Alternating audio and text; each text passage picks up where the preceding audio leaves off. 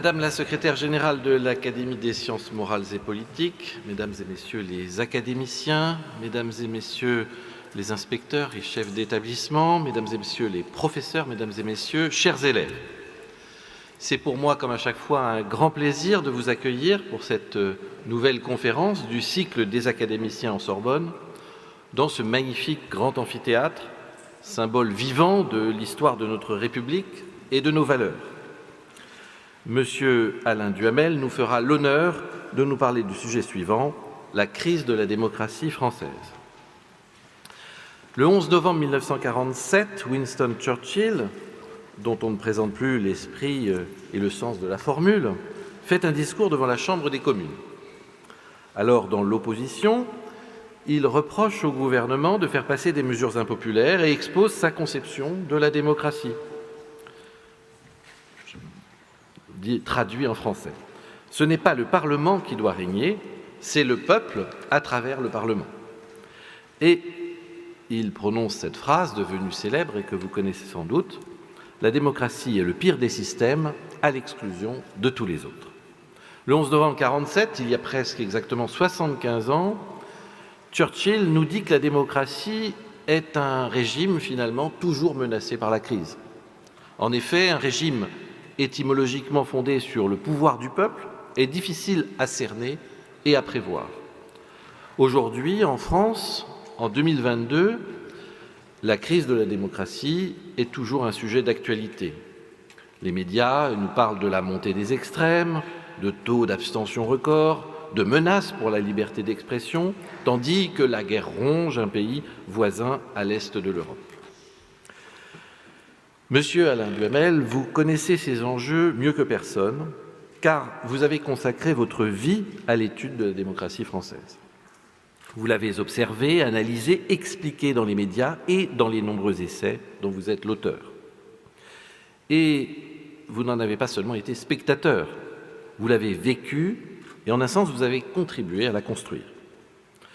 Remarquable pédagogue attaché à la transmission, vous avez aussi enseigné à l'Institut des sciences techniques et humaines, puis à l'Institut d'études politiques. C'est pour nous une grande chance de vous avoir aujourd'hui dans ces murs. Dans une histoire personnelle de la Ve République, parue chez Plon en 1974, vous racontez que c'est en 1955 que vivez votre premier choc politique. Alors âgé de 15 ans, vous écoutez Pierre Mendès France lors de la campagne législative du Front républicain et êtes frappé par, je cite, son éloquence méthodique et sévère et son énergie. Quelques années plus tard, en 1958, lorsque le général de Gaulle fait son retour théâtral sur la scène du pouvoir, vous vous décidez à dédier votre vie à l'analyse de la vie politique. Votre vocation n'est donc en même temps, d'une certaine façon, que la Ve République. C'est sans doute à la fois l'aura de ces hommes qui vous fascine et la relation entre le faire et le dire, entre les mots et le pouvoir. Diplômé de l'Institut de sciences politiques de Paris, vous rejoignez la rédaction du Monde, où vous êtes associé à la préparation scientifique de l'élection présidentielle de 1965, la première au suffrage universel direct. Dans le même temps, vous vous liez avec une immense figure de la vie intellectuelle française, Raymond Aron. Ensemble, vous publiez La Révolution introuvable sur mai 68. Ce titre piquant, presque cruel, est éloquent. Alors âgé de 28 ans, vous adoptez une posture critique et démystifiante sur les événements qui suscitent l'engouement de nombreux jeunes intellectuels français. Vous contribuerez par la suite à de nombreux journaux, aux orientations idéologiques diverses, Libération, Les Dernières Nouvelles d'Alsace, Nice Matin, Le Point. Vos interviews fines et pointues font de vous un politologue essentiel des médias télévisuels dans des émissions comme Armes égales, puis Cartes sur table avec Jean-Pierre Elkabbach sur Antenne 2. Vous êtes aussi l'instigateur du premier débat télévisuel du second tour de l'élection présidentielle. Vous préparez et animez celui de 1974 entre Valéry Giscard d'Estaing et François Mitterrand, puis à nouveau celui de 1995 entre Jacques Chirac et Lionel Jospin. Âgé de 33 ans en mai 1974, vous restez à ce jour le plus jeune animateur de ce débat devenu incontournable désormais. Tout au long de votre vie, Vous participerez à de très nombreuses émissions à la télévision et à la radio, sur le service public comme sur des chaînes privées. Vous avez chroniqué assidûment 6 décennies de la Ve République et non moins de 11 élections présidentielles. Ainsi, vous êtes un acteur majeur de la vie politique et médiatique française, estimé par les nombreux hommes et femmes de pouvoir que vous avez côtoyés durant votre carrière passionnée et passionnante. En 2012, vous devenez le premier éditorialiste de l'audiovisuel à entrer à l'Académie des sciences morales et politiques de l'Institut.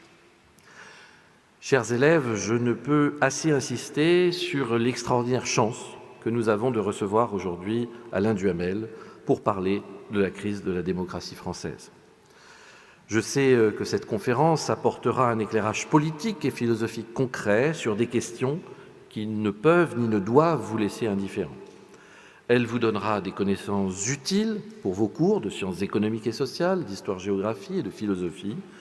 Mais plus encore, je suis convaincu qu'elle nous éclairera tous sur notre rapport au monde et j'espère qu'elle vous donnera envie de le façonner vous-même en vous engageant dans la vie de votre établissement et plus tard dans la vie de la cité. La démocratie, aussi imparfaite soit-elle, est l'espace dans lequel nous évoluons et nous devons en comprendre les enjeux pour être capables de définir ensemble nos valeurs. Car c'est par nos valeurs que nous nous positionnons dans l'espace public en tant qu'hommes et femmes et en tant que citoyens et citoyennes de la République française. Je vous remercie.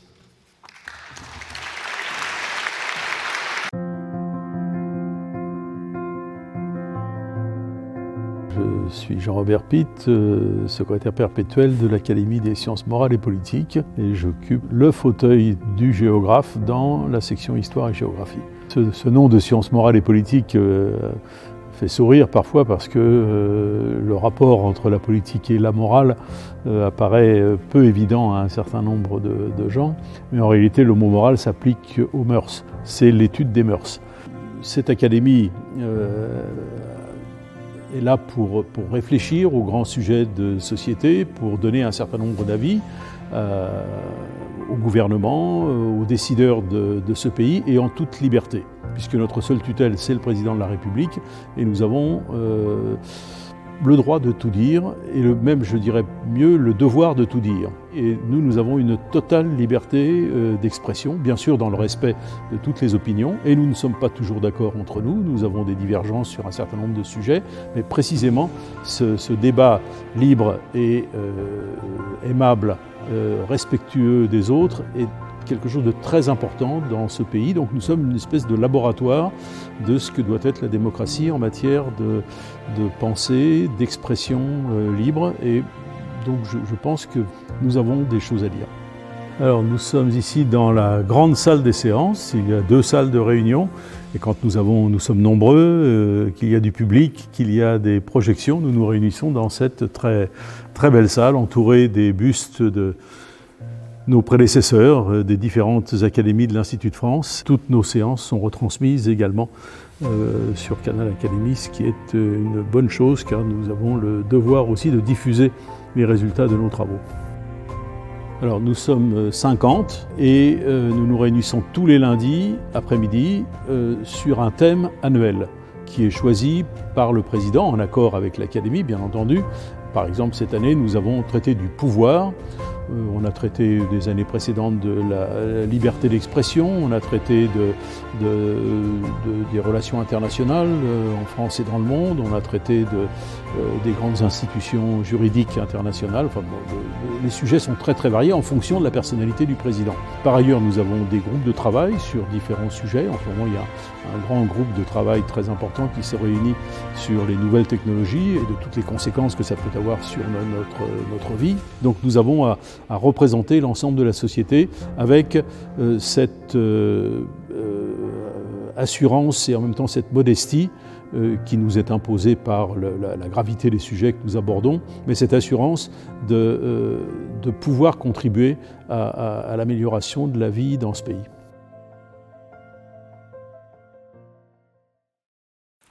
La France a toujours eu des relations extrêmement particulières avec la démocratie. Elle a accompli des prouesses, elle a pris des initiatives, elle a produit des textes, Elle s'est affirmée, elle a émancipé, et en même temps, elle s'est beaucoup trompée, elle a souvent rechuté. Et je dirais que s'il fallait d'une formule définir les rapports entre la France et la démocratie, ce serait de dire que la France est à la fois pionnière, mais pas exemplaire.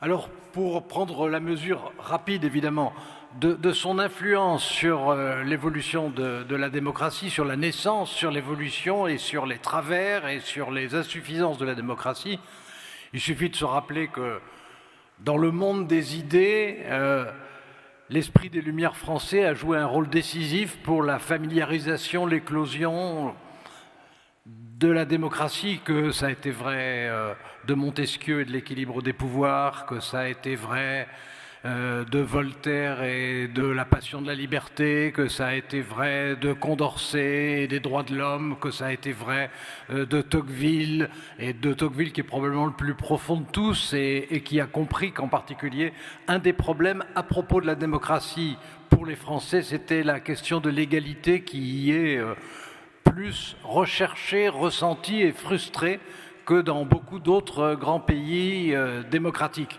En dehors de l'importance intellectuelle de la France dans cette affaire, il faut aussi évidemment se rappeler que la France est à l'origine de très grands textes fondateurs de la démocratie. Bien entendu, la Déclaration des droits de l'homme de 89, plus modestement à mes yeux, le préambule de la Constitution de 1946, donc de la 4e République, mais aussi le fait que c'est un Français, René Cassin, qui sera d'ailleurs prix Nobel de la paix, et qui est le principal rédacteur de la Déclaration universelle des droits de l'homme, qui a été publiée, adoptée par les Nations Unies en 1948, sinon malheureusement respectée comme on aurait pu l'espérer. Bon, par ailleurs, la France, je disais pionnière, a souvent innové profondément. Le suffrage universel en 1792 était encore imparfait dans sa forme, mais c'était une grande première mondiale. Le quasi vrai suffrage universel en 1848, même s'il a été utilisé pour de mauvaises raisons et avec des desseins troubles, mais il n'empêche que ça a été le premier exercice au monde. Évidemment, je souligne au passage, autrement vous me le feriez remarquer d'ailleurs, qu'à l'époque c'était un mode de scrutin exclusivement masculin. Bon, il n'empêche que la France, de ce point de vue, s'est distinguée et a pris beaucoup d'avance sur d'autres pays. Bon, par ailleurs, on sait très bien qu'il y a toute une série d'institutions françaises qui aujourd'hui sont particulièrement respectées dans le monde, comme, même si ce n'est pas ce qu'on connaît le plus en France, mais comme le Conseil constitutionnel, le Conseil d'État, ou même la réglementation du financement de la vie politique, sujets sur lesquels il y a encore beaucoup de choses à faire, mais sur lesquels la France a souvent pris plus qu'une longueur d'avance. Cela étant, la France n'est pas parfaite, et la démocratie française encore moins que la France. On sait très bien qu'après des exploits, après des novations, il y a eu de multiples rechutes. La France a connu en 2 siècles 15 constitutions. C'est un record du monde, un très mauvais record du monde. Ça signifie à la fois que pour qu'il y ait ces 15 constitutions, il fallait qu'il y ait 15 crises préalables, qu'il y ait 15 rejets préalables, qu'il y ait 15 reculs préalables. Et à chaque fois, ces constitutions ont été, la nouvelle, à chaque fois, la consécration d'une crise dont on arrivait à sortir, quelquefois par le haut, mais aussi quelquefois par le bas. On a eu des constitutions qui étaient des avancées, on a eu des constitutions qui étaient des régressions. Et donc, la France, si elle a beaucoup innové, a, si j'ose dire aussi, beaucoup péché. Bon, par ailleurs, c'est important d'être français, de comprendre, d'avoir conscience de ce que ça représente du point de vue de la démocratie. Mais évidemment, la France n'a pas le monopole de l'innovation et même de la gloire en matière démocratique. Les États-Unis, avec beaucoup de limites, mais ont quand même innové 2 ans avant nous, en 1787. Et surtout, la Grande-Bretagne est le pays qui a réellement expérimenté le parlementarisme et inventé et mis en œuvre les libertés intellectuelles bien avant nous. Bon, reste que le bilan global est important. Il est important, il est même impressionnant, il est évidemment insuffisant, mais aujourd'hui, de nouveau, comme à de multiples reprises, aujourd'hui, de nouveau, il est inquiétant. Il se passe en ce moment un phénomène qu'on a déjà connu auparavant, mais qui est assez perceptible et qui a des conséquences pratiques, et qui est une sorte de fatigue démocratique ou de mélancolie démocratique ou de désarroi démocratique, et ça peut être à l'origine d'une crise, ou bien ça peut parfaitement aussi trouver une solution dans 1 an, dans 10 ans. En tout cas, nous ne sommes pas dans une période banale. Alors je dirais que le premier point qu'il faut avoir à l'esprit, c'est la crise de la participation. La participation des citoyens, la participation des partis. La France est un pays qui a beaucoup voté, qui souvent a beaucoup voté en proportion, et c'est un pays au sein duquel l'abstention aujourd'hui progresse régulièrement. Elle progresse à tous les types d'élections, sans aucune exception, y compris celles qui passent pour être particulièrement populaires, comme les élections municipales, qui sont plus proches des citoyens par principe. Dans tous les domaines, on constate qu'il y a une régression rapide et qui tend à s'accentuer. Je ne veux pas accabler votre génération, mais ce phénomène est en particulier hypersensible chez les plus jeunes, ceux qui peuvent voter entre 18 et 35 ans et qui sont de très très loin ceux qui votent le moins. Alors il faut évidemment s'interroger, pourquoi est-ce qu'à l'élection présidentielle, qui était l'élection reine, pourquoi est-ce qu'il y avait 15% d'abstention en 1974 et pourquoi est-ce qu'il y en a 26% maintenant? Pourquoi est-ce qu'au deuxième tour des élections législatives maintenant, il y a plus de 50% régulièrement d'abstention, comme si c'était une élection de second rang? Alors il y a des raisons. Il y a d'abord le fait que nous sommes entrés depuis une grosse douzaine d'années dans une période de chaos économique et financier, et que par rapport à la phase dont on parlait tellement des 30 glorieuses qui avaient commencé après la libération et qui s'est achevée aux années 70, où chaque année était sur le plan économique, social, financier un progrès supplémentaire, depuis une douzaine d'années, je ne dis pas que c'est une régression régulière, mais c'est une crise perpétuelle. Et il est évident que ça éloigne des élections.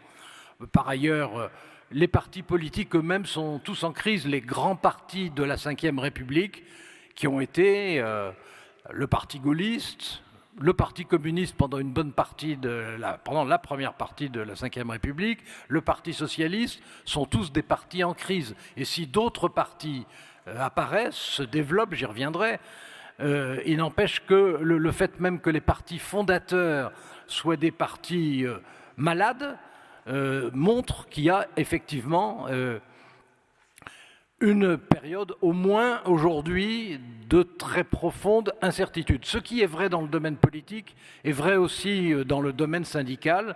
Les syndicats français qui, par le passé, ont été puissants, ont aujourd'hui un taux de syndicalisation qui est très nettement inférieur à 10%, qui doit tourner aujourd'hui autour de 6%, alors que beaucoup d'autres pays, au sein de l'Union européenne par exemple, ont communément 30% de syndiqués chez les salariés, et dans des pays scandinaves peuvent atteindre 50%.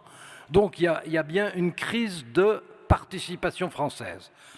Crise qui est liée à un désenchantement, crise qui est liée aussi à un autre phénomène qui est celui de la montée de l'individualisme. Alors l'individualisme, ça n'est pas une idée neuve, mais c'est une pratique qui prend de plus en plus d'importance et prend de plus en plus d'importance parce que déjà dans le travail quotidien, les travailleurs de tout niveau sont en pratique de plus en plus isolés les uns des autres. Ce qui se faisait collectivement, c'était vrai des ouvriers, mais c'était vrai aussi des dirigeants qui collectivement travaillaient, prenaient des décisions, se parlaient, aujourd'hui se traduit très souvent par des ouvriers, par exemple, de plus en plus nombreux qui travaillent seuls à une tâche et dans des bureaux, des gens qui ne vont plus se voir, qui ne se parlent plus, qui échangent simplement un mail ou, dans le meilleur des cas, quand ils veulent vraiment être très humains, un coup de téléphone. Mais la réalité de l'individualisation au travail, c'est à la fois un fait Et en plus, il a bien entendu été accentué par le Covid. Le Covid a été aussi lui-même un accélérateur d'individualisme, avec le fait qu'au moins un tiers de la population, psychologiquement, a eu une très grande difficulté, notamment chez les jeunes, ce qui pour le coup est tout à fait compréhensible, à vivre cette période. Donc il y a des raisons à cette baisse de la participation. Je dirais qu'à côté de la baisse de la participation, il y a aussi la baisse de la représentation. Alors, il s'agit cette fois essentiellement des élus. Ce qui est frappant, c'est que le niveau des hommes politiques ne cesse de baisser quand on le compare d'une génération à une autre. Bon, je ne suis pas loin d'être en train d'observer la 3e génération, et quand on compare à la fois les qualités, la capacité non seulement d'intéresser, mais de cristalliser la possession ou pas de ce qui vous impose dans la vie publique, on s'aperçoit que ce qu'est aujourd'hui un Parlement n'est plus ce qu'était un Parlement, ce qu'est aujourd'hui un gouvernement n'est plus ce qu'était un gouvernement, et ce qu'étaient les collectivités locales n'est pas toujours non plus ce qu'était avant les collectivités locales. Ça n'est pas un hasard. Les hommes politiques sont considérés comme des grands privilégiés. La réalité, c'est qu'ils ont nettement moins de pouvoir qu'avant. Pendant très longtemps, en France, c'est l'État, les structures administratives, l'administration qui jouaient le rôle majeur, et les hommes politiques qui étaient à la manœuvre disposaient d'instruments considérables. Aujourd'hui, dans l'économie mondialisée, dans l'économie européenne, évidemment, la marge de manœuvre, donc le pouvoir réel des politiques a diminué. Ça ne va pas vous faire pleurer, mais leurs ressources personnelles ont également beaucoup diminué depuis que le cumul des mandats est pratiquement impossible. Et puis, le regard des citoyens est devenu plus exigeant. Pas plus exigeant vis-à-vis d'eux-mêmes, puisque leur participation diminue, mais plus exigeant vis-à-vis des hommes politiques. Et il y a un dernier facteur qui est en train de se développer, qui est assez redoutable, et qui est la judiciarisation de la vie politique, c'est-à-dire le fait de pouvoir mettre en cause, par exemple, un ministre pour des décisions prises dans l'exercice de ses fonctions. L'histoire de la démocratie, c'était que les ministres avaient une responsabilité politique. Et donc que si ils étaient inefficaces, s'ils étaient impopulaires, ils étaient battus et ils cédaient le pouvoir à d'autres. Aujourd'hui, le problème est qu'ils soient impopulaires ou pas impopulaires, qu'ils soient efficaces ou pas efficaces, ils sont en permanence exposés à des poursuites judiciaires. Et le résultat de ça, qui est tout à fait logique, c'est que ceux qui auparavant se seraient précipités vers la carrière politique, aujourd'hui se ruent vers l'économie privée, et ceci de plus en plus au détriment de leur niveau. Je dirais que, au fond, on s'aperçoit que le lien social entre les politiques et les citoyens, de ce point de vue, est en train de diminuer, à quoi il faut ajouter un phénomène plus général, mais qui concerne au premier chef les politiques, bien entendu, et qui est, disons, non pas forcément la mise en cause, mais le reflux des autorités dans tous les domaines. Des autorités religieuses, ça va de soi. Quand j'avais votre âge, les autorités religieuses jouaient en France un rôle quasi officiel et avaient une influence considérable. Aujourd'hui, ça n'est plus le cas du tout. Ils sont même dans une situation qui est une situation franchement difficile. C'était vrai, je sais bien que ça n'est pas l'endroit idéal pour le dire, mais c'est quand même la réalité. C'était vrai de l'autorité des enseignants. Les enseignants, il y a 50 ans, étaient des personnes respectées, qui vivaient plutôt modestement déjà. L'État n'a jamais été très généreux avec eux, mais de façon honorable et qui était respectée et par les élèves et par les parents. On sait très bien qu'aujourd'hui, les choses sont complètement différentes, que les parents s'en prennent très souvent aux enseignants, que les enseignants vivent plus mal qu'avant, et donc là aussi, ça pose, exactement comme chez les politiques, ça pose donc des problèmes de recrutement, d'envie de devenir enseignant, comme il y a un problème d'envie de devenir politique, ou d'envie de militer, ou d'envie de jouer un rôle actif dans la cité. Et c'est une question qui est en train de se développer. Alors bien entendu, elle n'est pas seulement française, mais ça n'est pas une consolation. C'est un phénomène, d'ailleurs, très en gros, ce que je vous ai décrit rapidement, correspond à une évolution qui est globale au sein du monde occidental, mais disons que ce qui est très frappant est qu'elle est beaucoup plus accentuée et rapide, mais comme souvent en France qu'ailleurs, dans le domaine de la vie collective, dans le domaine de la vie de la cité, les choses évoluent plus vite et plus fort que dans les autres pays. Un phénomène comme mai 1968, qui a été un phénomène qui était en partie universel, qui s'est développé aux États-Unis, qui a beaucoup compté en Amérique latine, au Japon, dans toute l'Europe, a pris en France une importance et s'est généralisé dans toute la société de façon beaucoup plus vive que dans les autres pays. Et quand on voit un phénomène comme celui qui existe aujourd'hui, c'est-à-dire ce phénomène de désengagement des citoyens et ce phénomène de modestie plus grande, pour employer une formule généreuse, du monde politique, eh bien, il faut se dire que même si c'est dans d'autres pays la réalité aussi, la réalité est plus forte chez nous que chez d'autres, et donc que le risque est plus fort chez nous que chez d'autres.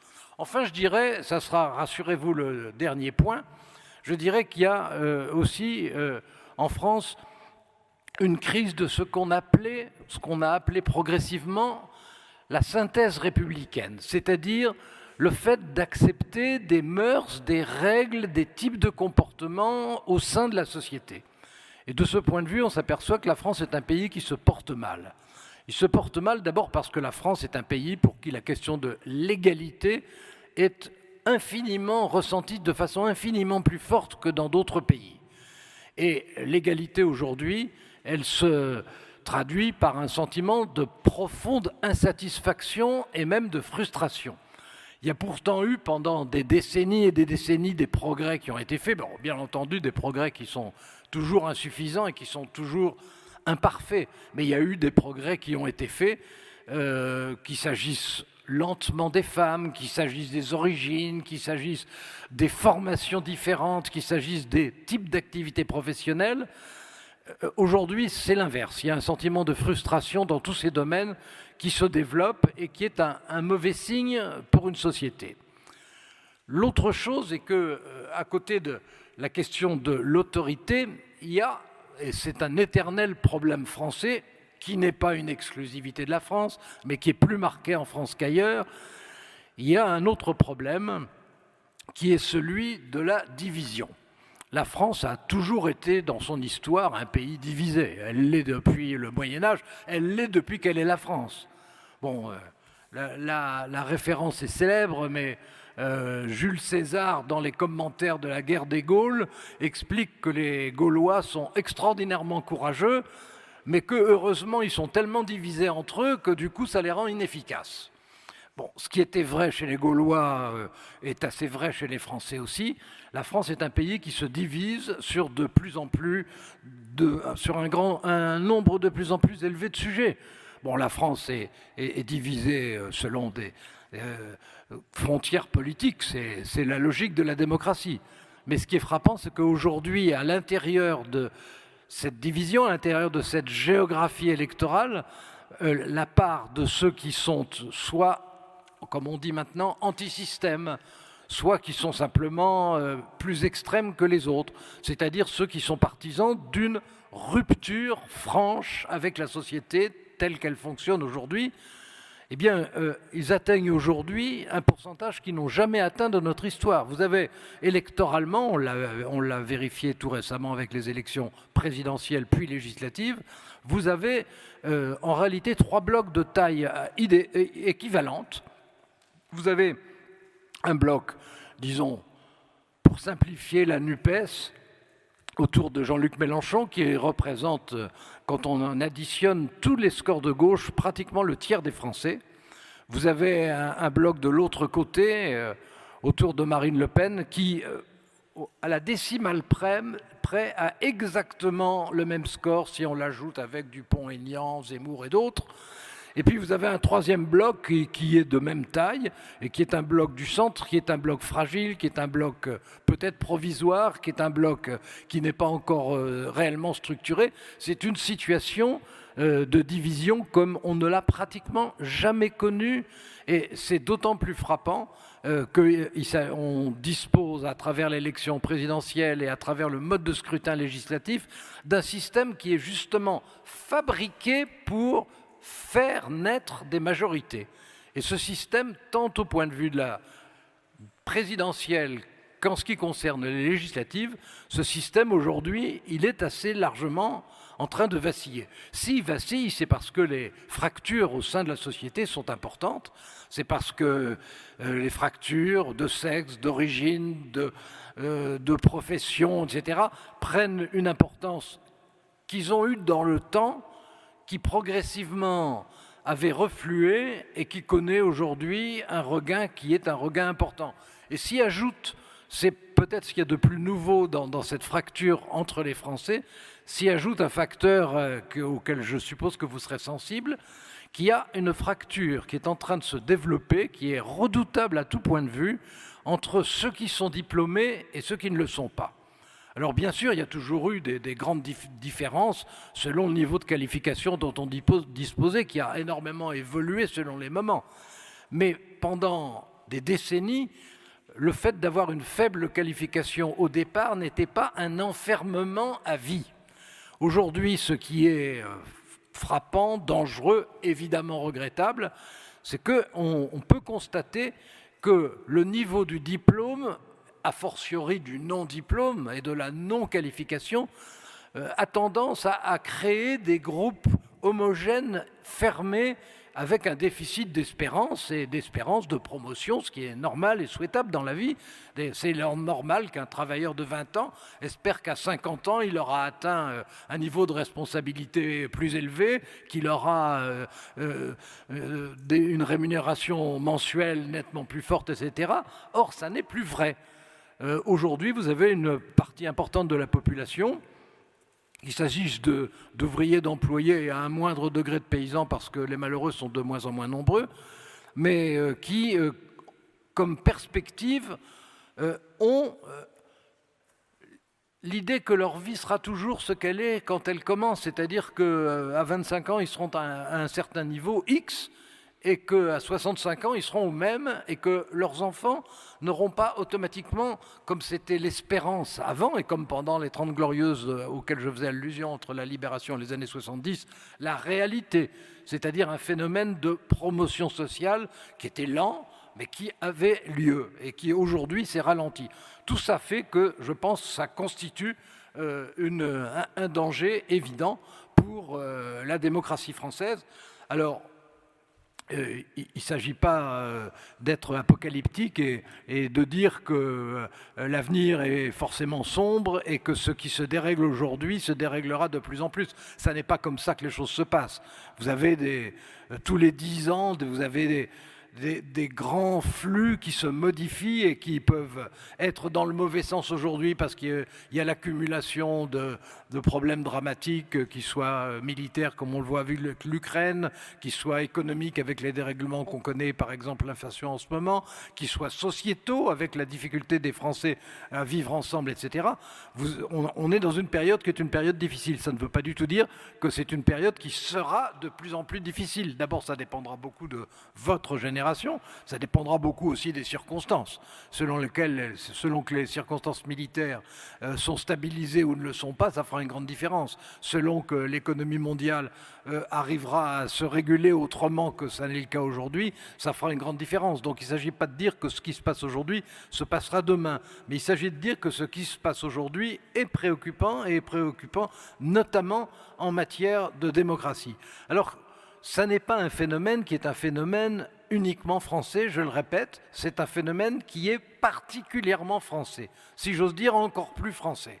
Et quand on voit par exemple la montée des partis populistes dans toutes les démocraties occidentales, avec des triomphes dans certains pays, avec des succès dans d'autres, avec des reflux quelquefois, mais on constate que ce baromètre de la démocratie, qui est la taille et l'importance d'un parti populiste, eh bien ce baromètre-là, aujourd'hui, il va dans une direction qui en France est inquiétante. Alors pour terminer, je voudrais dire que comme tout n'est pas écrit, Dieu merci, il y a un certain nombre de changements qui peuvent s'esquisser.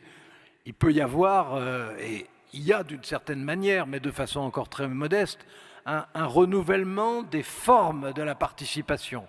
Aujourd'hui, on voit bien, en bien et en mal, mais en tout cas on le constate, que à travers l'information continue, à travers Internet, à travers tous les groupes qui se constituent, les réseaux qui se constituent, il y a des formes de communautés qui sont en train de se développer.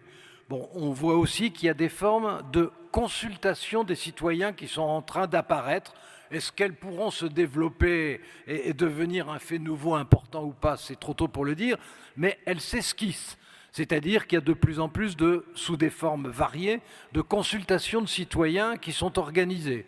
Alors, elles ne sont pas toujours suffisamment représentatives, elles ne sont pas toujours suffisamment influentes, elles ne sont pas toujours suffisamment éclairées, tout simplement, elles peuvent être décevantes. Mais il n'empêche que ces formes nouvelles de participation, on voit qu'elles sont en recherche aujourd'hui, et donc que ça peut incontestablement constituer des facteurs nouveaux. Bon, par ailleurs, on le voit bien, et vous le savez mieux que moi encore sûrement, les thèmes de débat qui aujourd'hui existent ont considérablement changé par rapport à ceux qui existaient il y a 10 ans. Aujourd'hui, on constate que la question de l'écologie a pris une place qui lui était refusée purement et simplement il y a 10 ans. On voit que la question des égalités, hommes-femmes, races, etc., aujourd'hui est un sujet de débat et de discussion, ce qui est positif et qui peut entraîner, qui doit entraîner et qui, j'espère, entraînera, mais on ne peut pas le garantir, des progrès considérables supplémentaires. Et puis que la France, malgré ses divisions ancestrales et malgré ses divisions redoublées en ce moment, est un pays qui a encore une forme d'identité et de cohésion qui lui permet d'exister de façon honorable dans le monde et d'en avoir conscience. Donc les choses, heureusement, ne sont pas réglées, mais la réalité d'aujourd'hui, c'est que la démocratie française, aujourd'hui, est en difficulté, comme même les institutions qui ne sont pas parfaites sont remises en cause par des populistes qui peuvent être d'extrême gauche ou d'extrême droite, et que, au fond, l'accord qui existait dans les années 50, encore dans les années 70, l'accord sur une espérance commune, c'est quelque chose qui, aujourd'hui, s'est largement fissuré. Alors, heureusement, et je terminerai par là, avant que ce soit vous qui vous exprimiez, mais heureusement, je suis persuadé que votre génération sera bien meilleure et que la mienne avant-hier et que celle de vos enseignants aujourd'hui.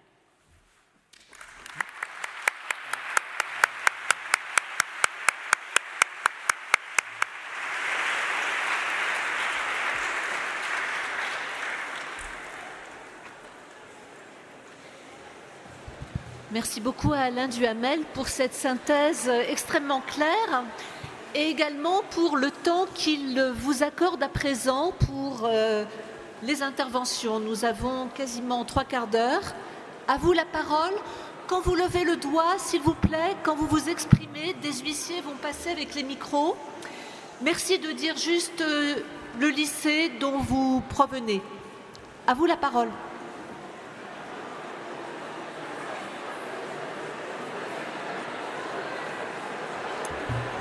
La première question, elle vous brûle les lèvres.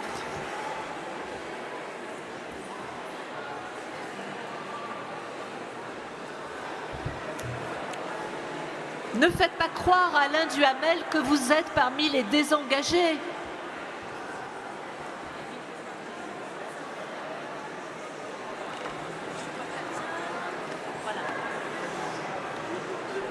Merci de vous lever, s'il vous plaît, pour qu'on vous voit bien. Ça fonctionne?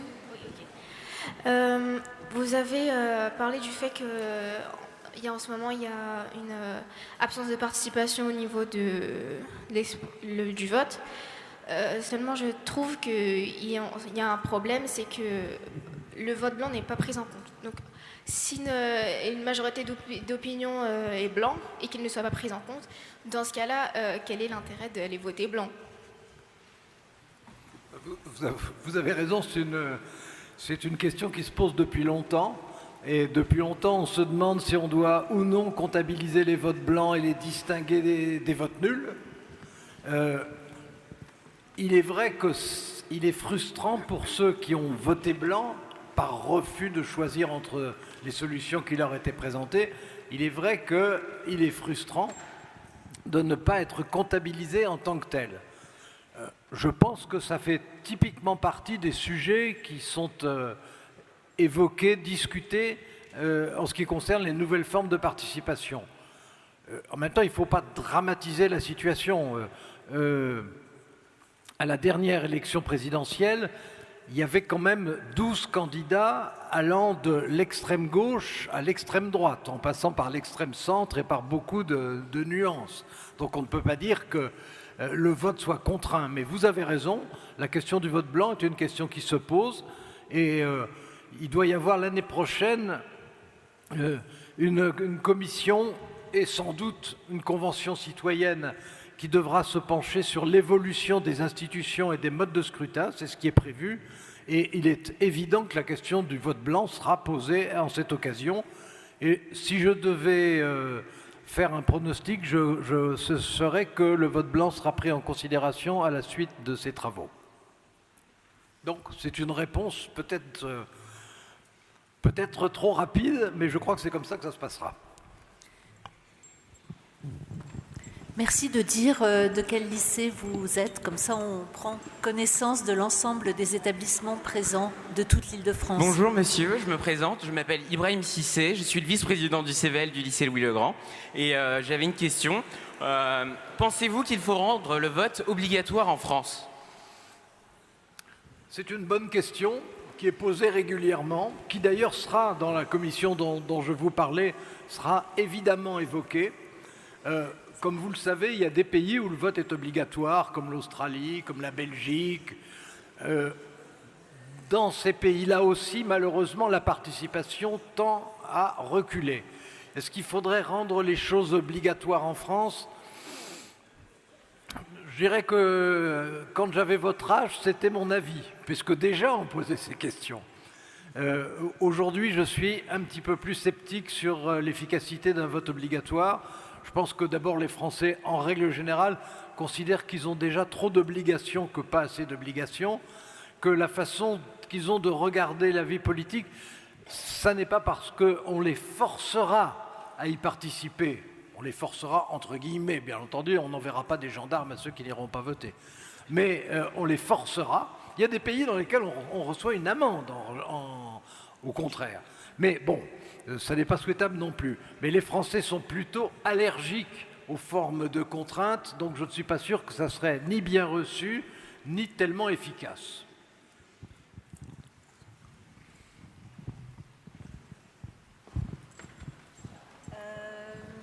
Une autre question? Il y a des mains là. Ici, Il y en a pas ensuite mal. par là. Bonjour, je suis Zippo Cagne à la Maison d'éducation de la Légion d'honneur. Je voulais vous demander si vous pensiez qu'il serait plus démocratique de placer les élections législatives avant les élections présidentielles afin que celles-ci n'influencent pas le vote. C'est une question qui est importante et qui a suscité énormément de controverses, puisque depuis qu'on a instauré le quinquennat, les élections législatives suivent systématiquement l'élection présidentielle. Et il va de soi que l'élection présidentielle a une influence directe sur des élections législatives qui, en gros, ont lieu un mois après. Donc ça a une influence. Il y a deux réponses à faire. La première est que si les élections législatives, comme ça serait facile à organiser, avaient lieu un mois avant l'élection présidentielle, on risquerait d'avoir immédiatement deux majorités de sens absolument contraires. Et ça rendrait les choses très difficiles. L'autre, et ça s'est produit comme vous le savez, d'autres, quand il n'y avait pas le quinquennat, l'autre réponse, c'est que aujourd'hui, avec les élections législatives suivant l'élection présidentielle, comme on l'a vécu il y a 6 mois, aujourd'hui, ça n'a pas empêché la majorité législative d'être extrêmement différente de la majorité présidentielle. Il y a eu un équilibre présidentiel et il y a eu un autre équilibre, ce qu'on appelle la majorité relative, au Parlement, à l'Assemblée nationale, ce qui prouve que la question de savoir si les élections législatives doivent précéder ou suivre n'est pas forcément déterminante. Mais ce que je crois surtout, c'est que, comme on a pu le constater avec, au fil de l'évolution de la Ve République, l'apparition de cohabitations qui étaient extrêmement difficiles à gérer et qui n'étaient pas très productives en règle générale, si les élections législatives précédaient l'élection présidentielle, on risquerait d'être en permanence en cohabitation. Et être en permanence en cohabitation, comme je vous le disais tout à l'heure sur d'autres sujets, les Français ont un tempérament tellement diviseur que si on y ajoute une cohabitation, la cohabitation a peu de chances d'être sereine. Je crois qu'il y avait une question là. Bonjour, je suis élève au lycée Louis-le-Grand et je voulais savoir pourquoi la démocratie avait été décrite comme un espace. Oui, on l'a décrite comme un espace, on l'a décrite comme un système, on l'a décrite comme un régime. Vous avez raison, du point de vue géographique, vous avez tout à fait raison, la démocratie n'est pas un espace. La démocratie est potentiellement la totalité de l'univers. Bon, le problème est que, comme vous le savez, ça n'est pas la réalité. Mais on n'a pas un univers fermé de démocratie et puis un autre univers fermé de non-démocratie.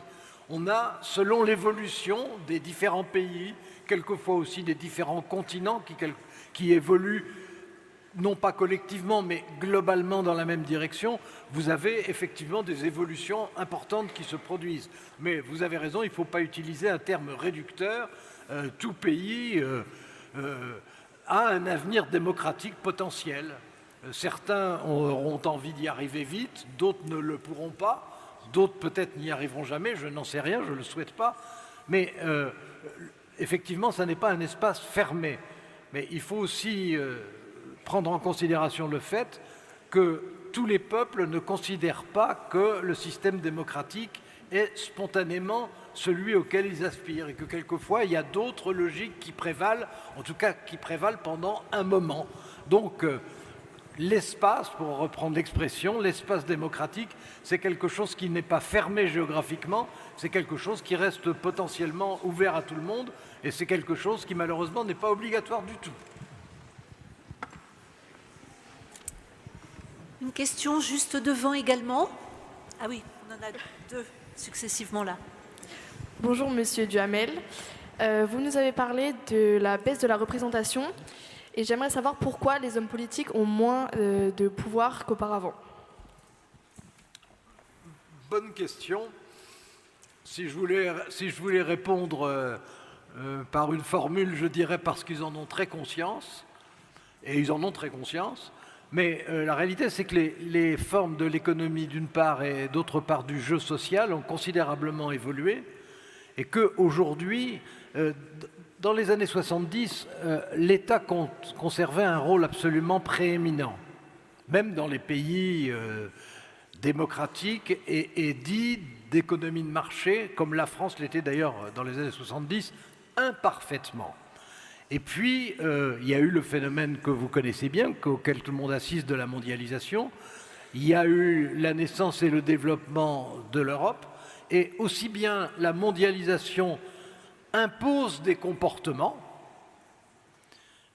la dimension financière peut peser de plus en plus visiblement. S'il faut prendre le dernier exemple qui est tout récent, C'est ce qui s'est passé en Grande-Bretagne, où un gouvernement s'est présenté avec un programme absurde au demeurant, mais ça c'est un point de vue personnel. Mais il s'est présenté avec un programme absurde, ça a entraîné immédiatement une réaction très brutale des marchés, des taux d'intérêt, des dérèglements, et après quelques jours, la Première ministre a dû renoncer et son gouvernement a été remplacé par un autre gouvernement. Là vous avez, si j'ose dire, un exercice pur, entre guillemets, de la puissance qui peut être financière, mais qui peut être de bien d'autres facteurs, qui peut être militaire, qui peut être lié aux matières premières qu'on possède ou qu'on ne possède pas, etc. Autrement dit, vous avez maintenant des forces qui sont pas toujours plus fortes que celles de l'État, pas toujours plus fortes que celles du marché classique, mais qui imposent aux hommes politiques des limites dans leur choix. Et quand ils ne respectent pas ces limites, ils sont condamnés à l'échec. Et ils sont condamnés à l'échec par la force du marché, ils sont condamnés à l'échec parce que c'est incompatible avec leurs engagements européens, ils sont condamnés à l'échec parce que ce sont les marchés financiers qui les punissent tout de suite, ou parce qu'il apparaît une grande crise monétaire qui immédiatement paralyse la marche et l'autonomie dont disposent les dirigeants politiques. Et ils en ont très conscience. Ils en ont très conscience au plan national. Et ils essayent de trouver des réponses collectives quand ils le peuvent. Ça se passe souvent en Europe, pas facilement d'ailleurs, mais ça se passe souvent en Europe. Dans d'autres pays, dans d'autres continents, ça se passe beaucoup moins bien de ce point de vue. Puis vous avez aussi, en dehors de ce qui est nouveau et que j'ai esquissé devant vous, vous avez aussi des forces sociales qui continuent à exister, qui ne prennent pas les mêmes formes qu'avant. Pendant des décennies et des décennies, vous aviez par exemple à la fois des journées de grève massives, et puis vous aviez des manifestations qui rassemblaient quelquefois des centaines de milliers de participants. Aujourd'hui, ça n'est plus le cas. Les manifestations sont beaucoup moins nombreuses et les grèves sont moins nombreuses qu'elles l'étaient auparavant. Mais il n'empêche que les forces sociales, comme c'est logique, continuent à exister et que quand elles ne peuvent pas exister sous leur forme traditionnelle, à ce moment-là, elles inventent des formes nouvelles, comme ça a été le cas, vous vous le rappelez, avec les Gilets jaunes, qui sont typiquement des forces sociales qui n'étaient pas organisées, qui n'acceptaient pas la règle du jeu telle qu'elle fonctionnait et qui l'ont manifestée. Et les hommes politiques ont été, en l'occurrence le gouvernement et le président de la République, obligés d'en tenir compte. C'est-à-dire qu'ils ont été obligés de modifier leur politique dans les semaines qui ont suivi. Donc vous avez à la fois des pressions qui sont des pressions du marché international, vous avez des pressions qui sont celles des accords européens, vous avez des pressions qui sont celles des forces sociales, puis vous avez aussi beaucoup de pressions qui sont liées à la situation internationale. Aujourd'hui, fabriquer un budget dans la France de 2022, à partir du moment où on constate ce qui se passe en Ukraine et tout ce que ça entraîne, d'abord pour les Ukrainiens, mais ensuite pour le reste de l'Europe, ça limite à nouveau la marge d'initiative. Donc les dirigeants politiques et les élus locaux disent la même chose à leur niveau. Je pense que c'est moins vrai, mais ça existe aussi. Mais au niveau national, un dirigeant politique aujourd'hui a nettement moins de marge qu'à une génération et nettement moins de marge encore qu'au siècle précédent.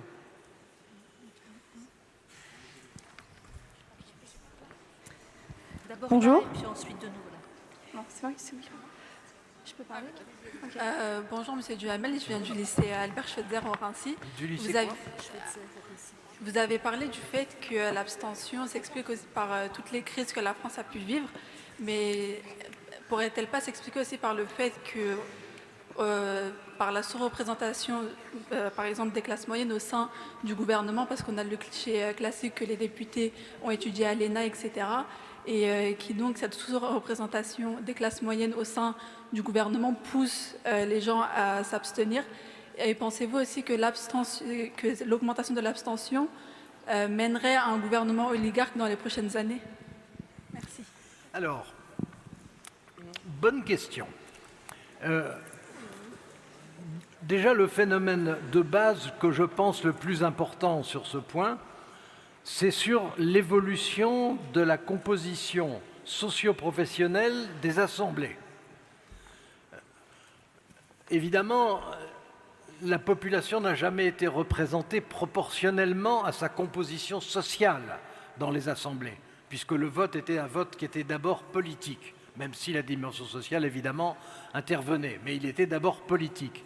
Mais il se trouve qu'au fil des décennies, le pourcentage d'élus, par exemple à l'Assemblée nationale, mais c'est vrai aussi au Sénat et c'est vrai aussi dans les assemblées régionales, c'est moins vrai dans les assemblées municipales, mais le pourcentage d'ouvriers et d'employés n'a cessé de diminuer, y compris dans des partis qui se présentent comme des partis ouvriers. Autrement dit, les assemblées, le Parlement est composé d'abord de diplômés. Je vous ai allusion tout à l'heure au fait que c'était un clivage qui était de plus en plus important dans la conscience des gens et dans la réalité. C'est vrai directement dans les assemblées et à travers les votes. Alors il y a des évolutions qui se produisent qui sont quand même des évolutions positives. Par exemple, dans les assemblées et au gouvernement, je dirais même encore plus, le pourcentage de femmes n'a rien à voir avec ce que je connaissais quand j'avais votre âge. Quand j'avais votre âge, il n'y avait tout simplement pas de femmes. Il n'y avait pas de femmes au gouvernement du tout. Et les femmes à l'Assemblée ou au Sénat, on les regardait comme des curiosités. Bon, les choses ont beaucoup changé. Maintenant, il y a quand même, en gros, plus de 40% de femmes à l'Assemblée. Et comme vous le savez, la tradition, ça n'est pas une règle constitutionnelle, mais la tradition est qu'au sein d'un gouvernement, il y ait une parité homme-femme. Donc il y a quand même des évolutions qui se produisent. Mais je reconnais que c'est une évolution qui est, si j'ose dire, contradictoire. C'est-à-dire que d'un côté, on arrive à progresser dans la représentation des femmes, par exemple, mais qu'au même moment, on régresse dans la représentation des catégories populaires, ce qui est malsain et ce qui d'ailleurs est en plus inefficace pour les débats. Alors il ne s'agit pas de dire la représentation politique doit être exactement la projection de la stratification sociale, parce que ça serait utopique, on n'y arriverait pas, et ça serait d'ailleurs probablement pas efficace. Mais en revanche, la sous-représentation massive de catégories, c'est quelque chose qui est une mauvaise dérive. Bonjour, tout d'abord, merci pour votre conférence, ainsi que de prendre le temps de répondre à nos questions. Donc, je m'appelle Mélina Contosavlos, élève en première au lycée Paix-Saint-Honoré à Paris dans le 16e. Donc ma question est la suivante. Pensez-vous qu'on ait atteint un point de non-retour en termes de démocratie, de crise démocratique, pardon. On n'a pas atteint un terme de non-retour. Personne ici, par exemple, ne risquera d'être attendu par 2 gendarmes à la sortie parce que les propos tenus auront été des propos ne correspondant pas à ce que souhaite un gouvernement. Mais qui est aujourd'hui des raisons de s'inquiéter quand on voit un rejet de participation, quand on voit des clivages nouveaux qui se creusent, quand on voit un degré d'insatisfaction, il y a des raisons d'inquiétude qui existent. Et donc, il faut essayer d'y trouver des réponses, ce qui est extrêmement facile à dire pour un conférencier, mais extrêmement difficile à faire pour un gouvernement, quel qu'il soit. Merci. Donc bonjour, je m'appelle Assa, je suis élève en classe de terminale au lycée Montesquieu. Et je voudrais savoir si les institutions et le processus démocratique doivent s'adapter aux changements du monde actuel. Merci. Sur le principe, évidemment qu'il est préférable que les institutions s'adaptent au monde qui est en train d'évoluer. C'est en partie ce qui se produit. Par exemple, puisqu'il y a des inégalités de développement entre les régions, et que c'est un phénomène qui existe depuis longtemps, eh bien, les pouvoirs des assemblées régionales ont progressivement été accrus. Mais ça, c'est à la marge. Au sommet, si j'ose dire, il y a maintenant, au niveau européen par exemple, en ce qui concerne les Nations Unies, c'est malheureusement beaucoup moins vrai, mais au niveau européen, vous avez des décisions qui sont des décisions de plus en plus collectives, qui sont prises à l'échelle d'un continent, parce qu'il y a des problèmes qui se posent que les gouvernements nationaux ne peuvent plus arriver à régler seuls. Mais ce que je dis, et qui est bien connu à propos de l'Europe, c'est vrai aussi à propos des autres continents. Vous avez en ce moment une grande conférence des États asiatiques qui cherchent des solutions communes à des problèmes qui les touchent les uns comme les autres. Autrement dit, quand les problèmes surgissent, les institutions évoluent.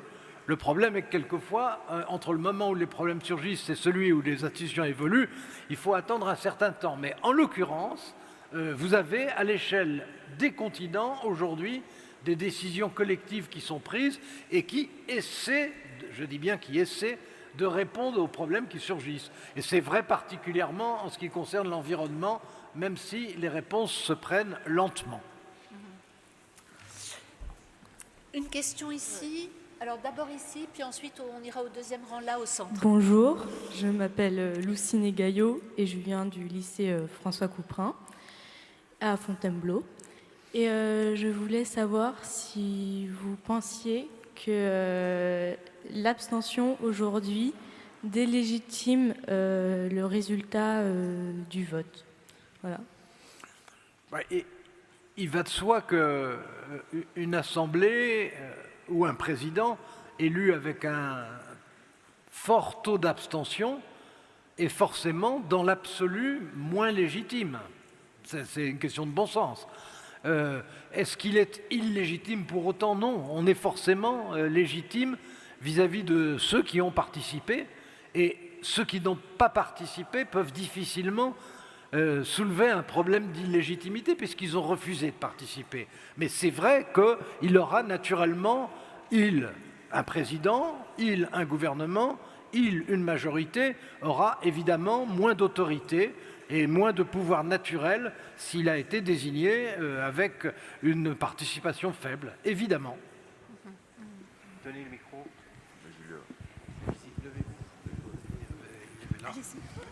Au deuxième rang ici, juste au milieu. Bonjour, je m'appelle Julia Srekovic, je suis au lycée Passy-Saint-Honoré. Est-ce que malgré le fait que les jeunes votent de moins en moins, est-ce que vous pensez qu'il faut autoriser le vote à l'âge de 16 ans? Disons qu'a priori, ça paraît contradictoire. Le fait que ce ne sont pas simplement les plus jeunes, hein, ce sont maintenant vraiment les moins de 35 ans, donc ça couvre beaucoup de gens, une grande partie de la population qui vote de moins en moins. Ça n'est pas très encourageant pour étendre le vote. Maintenant, je dirais que la question de la maturité d'une génération par rapport à la précédente, c'est une question qui se pose toujours. Je me rappelle parfaitement, en 1974, quand vous étiez loin d'être né, que la question de savoir si on devait faire passer le vote de 21 ans à 18 ans a été considérée comme le début d'une révolution et comme une catastrophe annoncée, et ça n'est pas ce qui s'est produit après. Bon, donc on ne peut pas dire que par principe, l'abaissement de l'âge du vote est impossible ou dangereux. Et simplement, disons que ça gagnerait plutôt en crédit si on sentait une participation plus forte chez les plus jeunes, soit au moment électoral, soit dans d'autres circonstances. Alors, il y a tout plein de questions. La prochaine, me semble, là. Pardon, tout à l'heure, on croyait vous avoir donné la parole et puis c'est parti. Alors, bonjour, je m'appelle Mireille et je suis élève du lycée Johann Gutenberg.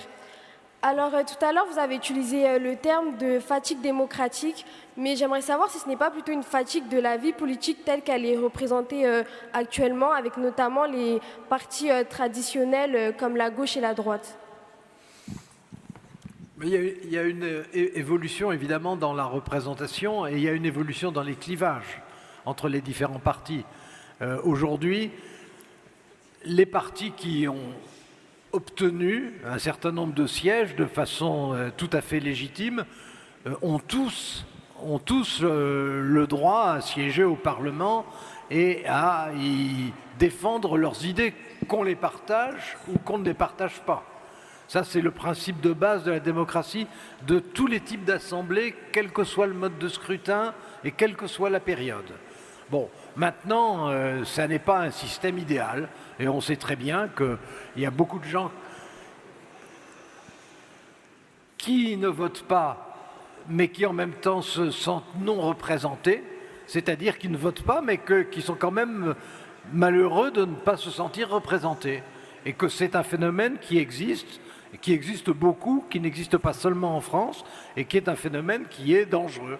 La seule façon de faire, la seule réplique possible, étant de rendre les élections aussi plus intéressantes qu'elles ne le sont. Et, par exemple, pendant la dernière élection présidentielle, donc il y a 7 mois maintenant, pendant la dernière élection présidentielle, on n'a pas vu de façon très claire chaque candidat présenter un projet. Il y avait des idées, il y avait des préférences, mais il n'y avait pas un projet qui incarnait quelque chose. Et au moment de cette élection, je me suis rappelé ce qui s'était passé pour les élections précédentes. Et au fond, quand le général de Gaulle est revenu au pouvoir, il y avait un projet qui était incarné et qui était la restauration d'une France influente et stable. Georges Pompidou, qui lui a succédé, c'était l'idée il faut enraciner le relèvement. Valéry Giscard d'Estaing, c'était il faut moderniser la France. François Mitterrand, c'était il faut tenter le socialisme. Jacques Chirac, c'était en gros il faut se calmer. Nicolas Sarkozy, c'était il faut bouger. François Hollande, c'était il faut s'aimer. Et cette fois-ci, Emmanuel Macron, ça n'était rien. Il n'y avait pas un projet et je suis incapable de trouver le mot qui le résumerait. Merci. Il y a beaucoup de questions et je voudrais qu'on donne la parole à droite. Elle est beaucoup au centre. Alors, une question ici, puis après, s'il vous plaît, beaucoup de questions là. La droite, c'est une image. Bonjour. Bonjour. Bonjour. Écoutons. Bonjour. Oui. Merci. Donc, je m'appelle Victoria. Je viens du lycée de la maison d'éducation de la Légion d'honneur. Je suis en Hippocagne. Et vous avez parlé, monsieur Duhamel, de la baisse de la participation des citoyens français, mais ne sont-ils pas moins consultés, comme on peut le voir avec la disparition de l'usage des référendums, mais aussi par le double usage récent du 49.3 ? Bon. Alors, ce sont deux questions complètement différentes. En ce qui concerne le 49.3, donc, qui est une technique qui est dans la Constitution, qui a été utilisée énormément, et je dirais que la Constitution a été faite pour ça, c'est-à-dire pour fabriquer des majorités au sein du Parlement. Le général de Gaulle le disait d'ailleurs lui-même, c'est une Constitution qui était en quelque sorte une thérapeutique pour qu'on arrive à former des majorités. Bon, donc le 49.3, ce n'est pas un problème de représentativité. En revanche, là où on peut effectivement se poser des questions, c'est de savoir s'il y a d'autres formes de participation, comme les référendums, seraient plus efficaces. Alors, les référendums, on les a beaucoup utilisés. Ils ont joué un rôle souvent très important.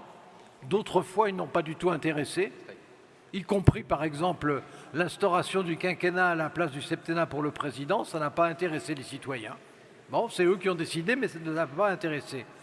Il y a des sujets qui intéressent, il y a des sujets qui se prêtent aussi beaucoup à des manipulations. Manipulations, soit des électeurs à qui on pose une question et qui répondent par un autre sujet.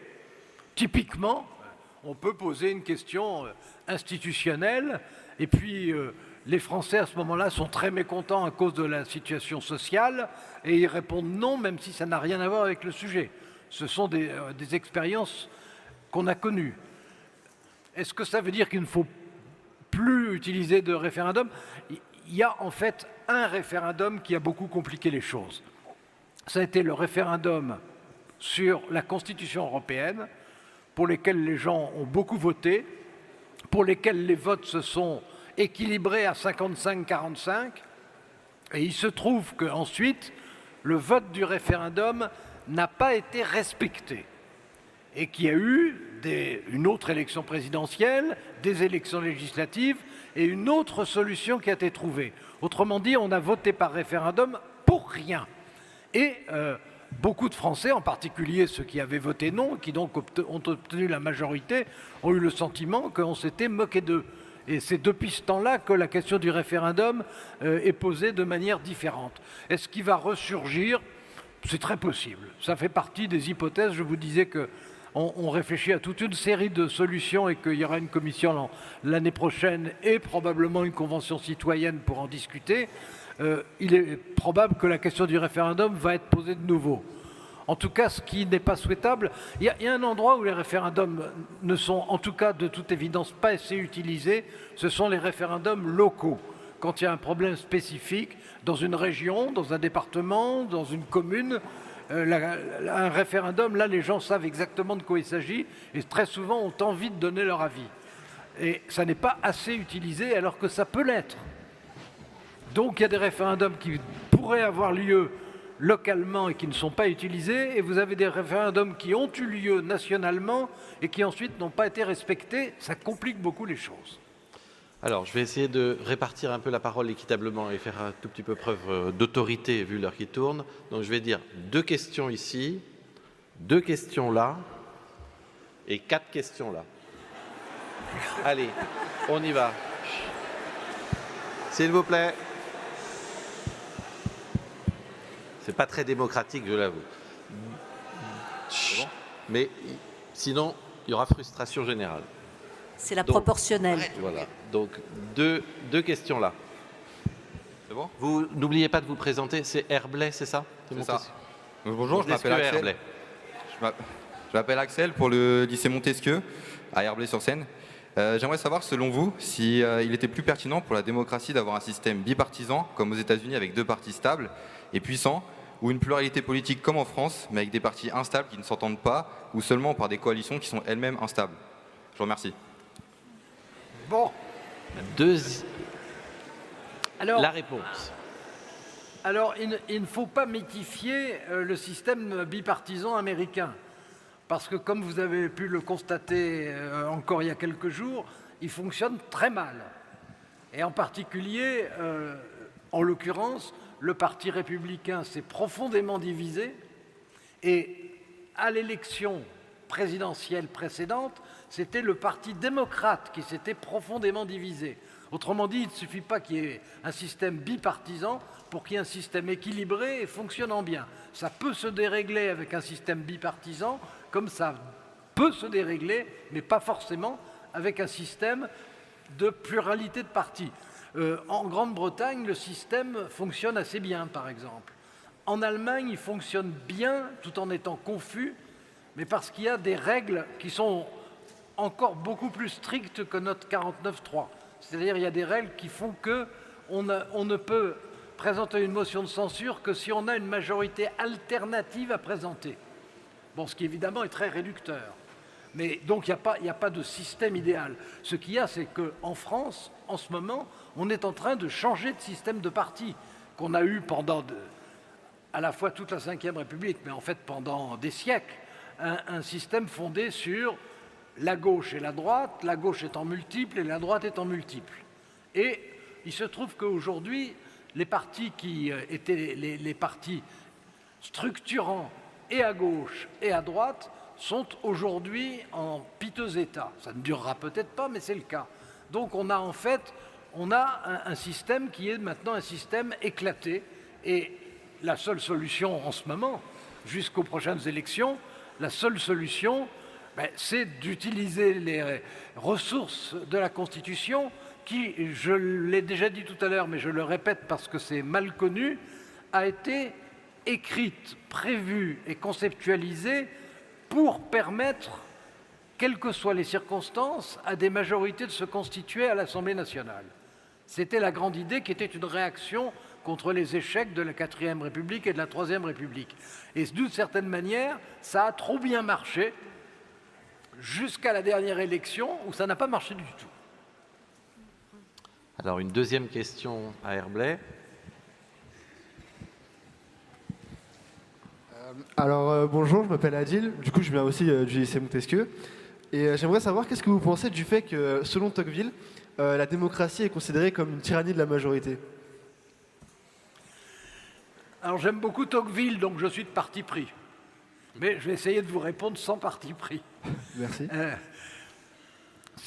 C'est vrai que quand une majorité forte existe à un moment donné, je dis bien une majorité forte, et dans des circonstances importantes, ça peut être une crise sociale, ça peut être une crise économique, ça peut être un drame politique, ça a existé dans le temps. Pour l'instant, ça n'est pas le cas en France, mais enfin, ça a existé.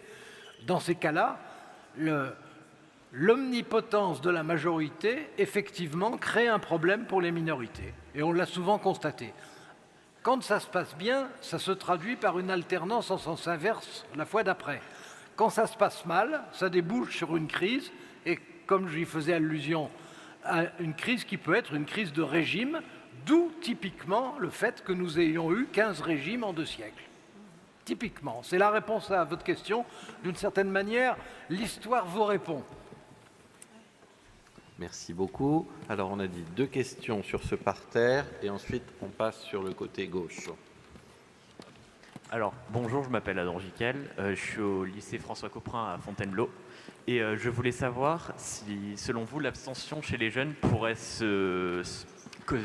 avoir lieu à cause d'un sentiment d'ignorance de l'État, notamment chez les étudiants, ou par exemple quand on voit les dernières idées du Rassemblement national pour lutter contre la précarité étudiante qui ne sont pas forcément très cohérentes, est-ce qu'il ne se sentira pas délaissé par l'État suite à cela ?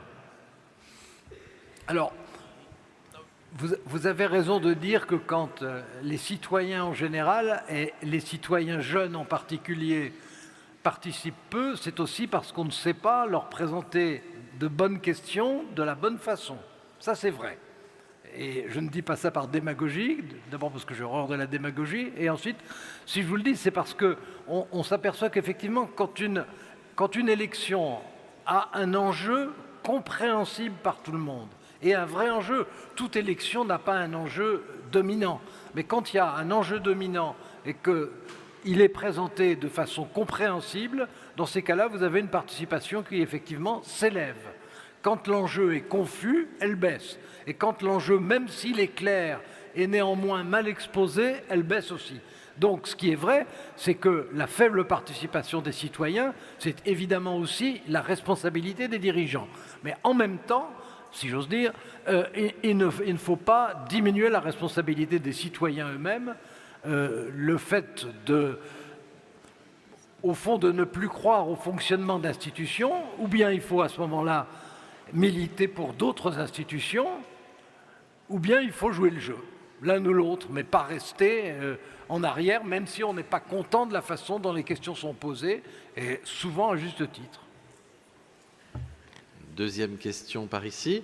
Allez-y, mademoiselle. Bonjour, je m'appelle Elodie, je suis en classe de première au lycée François Couperin. Alors, vous avez évoqué la crise de l'individualisme, mais ne pensez-vous pas que du fait qu'à l'éducation, on nous inculque depuis tout petit à apprendre seul et en étudiant seul, en faisant des contrôles seul, sans s'aider de ses camarades et donc de travailler isolé finalement.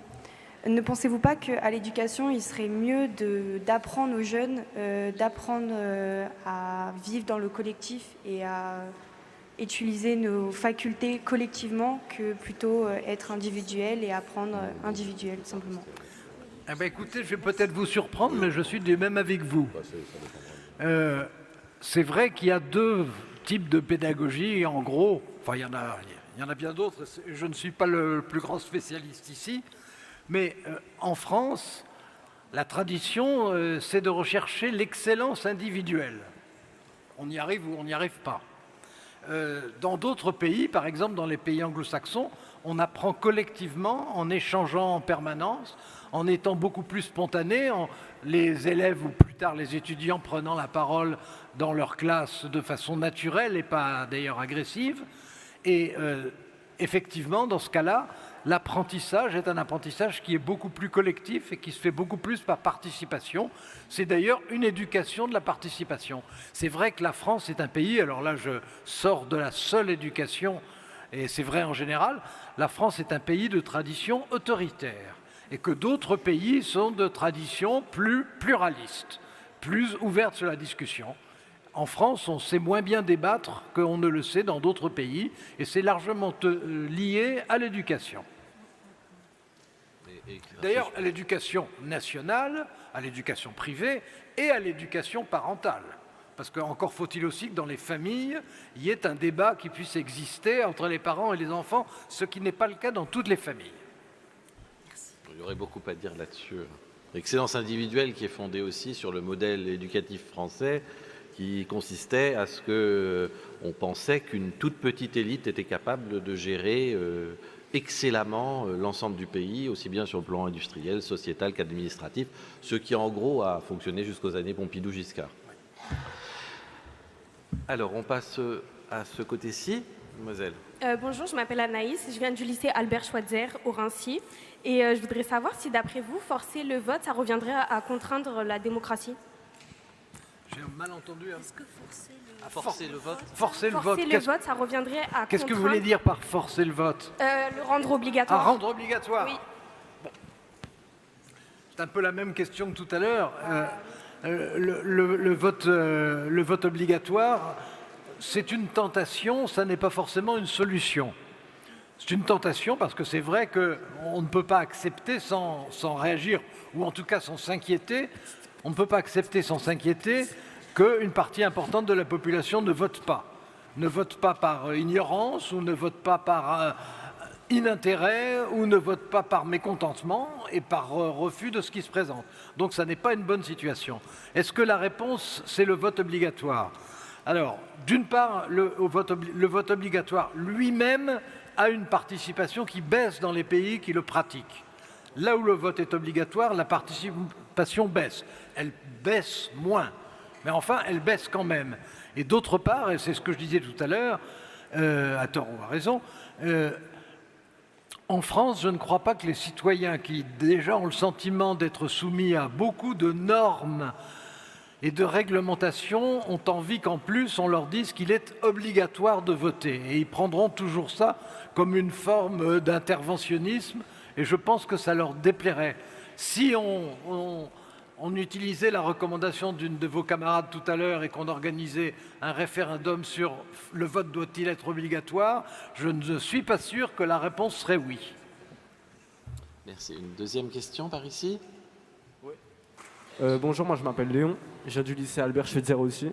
Et ma question c'est, pensez-vous que les démocraties elles sont en danger face aux guerres civiles, comme l'Ukraine par exemple? Oui. Alors, l'Ukraine, ça n'est pas une guerre civile, c'est une guerre entre deux nations. Mais la question de savoir ce que peuvent les citoyens dans un cas comme ça est très différente. Dans le pays en guerre, on voit très bien que, pour le coup, la participation générale d'une population militaire et civile, fonction de direction, fonction d'exécution, ayant des diplômes, n'ayant pas de diplôme, tout le monde participe. Quand il y a une guerre, tout le monde participe, soit volontairement, soit involontairement, mais tout le monde participe. Quand on n'est pas dans cette situation, la participation dans les autres démocraties, qui, par exemple en France ou dans n'importe quel des pays européens, qui soutiennent aujourd'hui l'Ukraine, mais la participation citoyenne, c'est sous la forme, en réalité, d'une part, d'intérêt pour les informations qui portent sur ce sujet, d'autre part, le cas échéant d'initiatives individuelles, mais surtout d'évaluation de la justification ou pas de l'aide qu'on donne à l'Ukraine et de la volonté ou non de la poursuivre. Et c'est là où la question de la participation des citoyens, leur opinion, leur avis, est à la fois indispensable et le cas échéant dangereux s'ils sont mal informés, ce qui peut se produire. Merci. Une troisième question, mademoiselle. Vous avez le micro, je crois. Allez-y. Bonjour, je suis Fatouma Djabi Magassa et je suis scolarisée au lycée Paul Valéry dans le 12e arrondissement.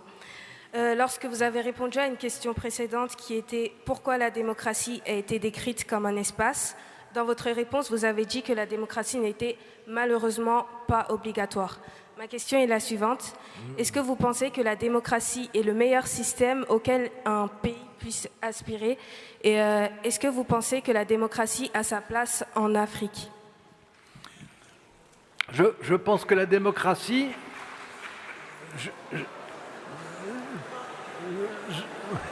On écoute la réponse d'Alain Duhamel, s'il vous plaît. Je pense que la démocratie a sa place dans n'importe quel pays, que c'est évidemment souhaitable et que c'est la base de la reconnaissance de l'égalité entre les populations de considérer que tout pays a évidemment vocation à la démocratie. La question est de savoir si tout pays a la possibilité d'exprimer son désir de démocratie, et on sait qu'il y a beaucoup de pays dans lesquels il n'est pas possible d'exprimer son désir en matière politique, sauf à prendre des risques considérables. Et puis il y a des pays où la culture, en tout cas pendant un certain temps, ça n'est pas éternel, ça ne l'a pas été en France, où la culture démocratique n'a quand même pas existé pendant l'essentiel de l'histoire française. Il n'y avait pas de culture démocratique. Bon, et elle est apparue. Et il y a eu un désir de culture démocratique. Il y a des pays dans lesquels, pour des raisons quelquefois religieuses, mais quelquefois pour d'autres raisons qui sont liées à l'histoire et à des conflits, le désir s'exprime moins. Soit qu'il soit contraint de ne pas s'exprimer, soit qu'il n'existe pas pour l'instant, ou en tout cas de façon insuffisante. Merci beaucoup. Une question ici, jeune homme, je crois que c'est à vous. N'oubliez pas de vous présenter, dire le lycée. Bonjour, je m'appelle Antoine Catoulescu, je suis au lycée Marx Dormois à Champigny-sur-Marne. Pensez-vous que chercher à avoir toujours raison peut être contre-productif envers la parole politique et la démocratie française, vu que les politiques à la télé qui débattent ne s'écoutent plus et passent leur temps à se couper la parole? Alors, essayer d'avoir toujours raison, ça n'est pas le propre des hommes politiques. Disons que c'est simplement plus visible chez eux que chez les autres. Tout simplement parce que quand ils s'expriment, on les entend. C'est évidemment quelque chose d'illusoire, c'est quelque chose à quoi personne ne parvient, mais ça n'est pas malsain dans le principe d'essayer d'avoir raison. Encore faut-il être capable de l'exprimer de façon audible par les autres. Et ça, c'est beaucoup plus difficile. Le problème n'est pas d'essayer, en fait, le problème n'est pas d'essayer d'avoir toujours raison, c'est d'être capable de dire pourquoi on a toujours raison, si on a toujours raison, aux autres qui pensent que justement, on n'a pas toujours raison. Est-ce que vous acceptez de prendre encore une ou deux questions, monsieur l'académicien? Deux, parfait. Ouais, mademoiselle qui levait la main depuis longtemps. Ah. Je vous ai repéré. Alors, là. Levez-vous. Levez-vous. Vous levez. Levez-vous. L'avant-dernière question. Vous nous rappelez votre établissement? Bonjour monsieur, je m'appelle Elisabeth et je suis élève à la maison d'éducation de la Légion d'honneur en première. Je voulais vous demander, est-ce que vous pensez que si on nous initiait plus au lycée au sujet de la vie politique, il y aurait plus de jeunes électeurs qui voteraient? Oui, je pense que oui. Les cours d'éducation physique existent, mais d'abord, quelquefois, ils sont un peu sacrifiés. Et souvent, ils ne sont pas exprimés de façon extrêmement stimulante. Donc oui, je pense qu'on pourrait mieux proposer des enseignements d'éducation civique de façon à la fois plus imagée et plus vivante, et aussi et aussi en entraînant justement, et ça rappelle une des questions qu'on me posait à propos de la pédagogie, justement en apprenant à cette occasion à être capable de se parler, d'écouter des points de vue antagonistes, d'écouter ceux avec qui on n'est pas d'accord et d'essayer de leur répondre de façon civilisée. Si on apprenait ça, je pense que ce serait un grand progrès, non seulement pour l'éducation civique, mais pour la vie en collectivité en général. Merci, je pense qu'il va y avoir beaucoup de frustration. Mais mademoiselle, allez-y. Je m'appelle Mathilde, je viens du lycée Guillaume Apollinaire. Est-ce que le fait qu'aujourd'hui il y ait autant d'accusations sexuelles, de viols ou de violences conjugales sur les hommes, envers les hommes politiques ne dessert pas la démocratie?